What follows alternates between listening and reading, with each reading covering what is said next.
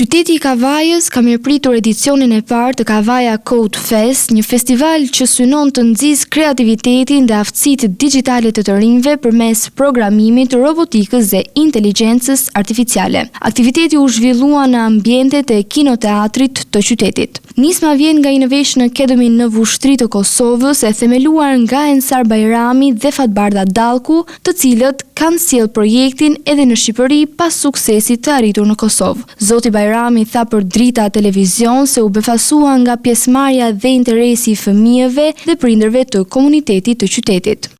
Unë gjithmonë e them që fëmijët nga Shqipëria, nga Kosova, jo vetëm që janë të barabartë me bashkëmoshatarët e tyre kudo në botë, por nga njëherë janë edhe më të mirë. Krejt çfarë duhet është njerëz prindër, edhe një vend ku ata shprehin kreativitetin edhe talentin e tyre dhe njerëz të cilët i mbështesin. Pra këtu kemi projekte të ndryshme duke filluar nga kodimi, nga robotika, nga inteligjenca artificiale që është domethënë në kulmin e zhvillimit e gjithçka nga teknologjia dhe inovacioni. Kështu që i ftoj të gjithë qytetarët e Kavajës që të vinë dhe ta vizitojnë këtë festival dhe t'i përkrahin këta fëmijë të mrekullueshëm. Ndërsa zonja Fatbarda Dallku vlerësoi punën e mësueseve, të cilat sipas saj dhanë një kontribut të madh në këtë projekt. E vërteta është që kemi pas vështirësi teknike, mbrëm deri në ora 10, mbrëm ashtu kemi punu, me printime, me kablo, me çdo gjë kemi realizu vetë. Në Kavaj, organizimi i aktivitetit është realizuar në drejtimin e drejtoreshës së Innovation Academy Valbona Karkini Mustafa, e cila së bashku me ekipin e saj ka mundësuar zhvillimin e edicionit të parë të festivalit në qytet. Zonja Mustafa u shpreh mjaft optimiste për këtë projekt dhe në fjalën e saj u shpreh se ky lloj bashkëpunimi do të vijojë edhe më tej për të mirën e qytetit. Fillimi është gjysha e punës, thot një fjalë urtë popullore. Dhe derisa një fillim prej një viti ka një sukses kaq të madh, mendoj se suksesi do jetë në vazhdim e sipër, do të jetë pa diskutim i suksesshëm ky projekt.